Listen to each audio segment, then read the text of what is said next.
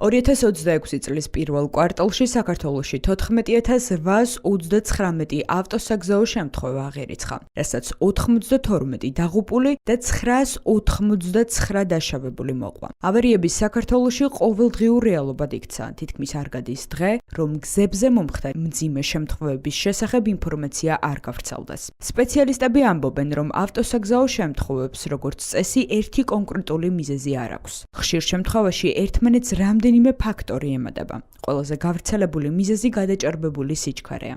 რისკს ქმნის მძღოლების ყურადღების გაფანტოც, ტელეფონზე საუბარი, შეტყობინების წერა, ნავიგაციის გამოყენება ან სხვა მოქმედებები. ამ დროს ავტომობილი რამდენიმე ათეულ მეტრს ისე გადის, რომ მძღოლი გზას სრულფასოვნად აღარ აკონტროლებს. ავარიების კიდევ ერთი მნიშვნელოვანი მიზეზი ალკოჰოლისა და ნარკოტიკული საშუალებების ზემოქმედების ქვეშ მართვაა. ასეთ დროს რეაქციის დრო იზრდება. გადაწყვეტილების მიღება რთულდება და მძღოლი საფრთხეს გვიან ამჩნევს.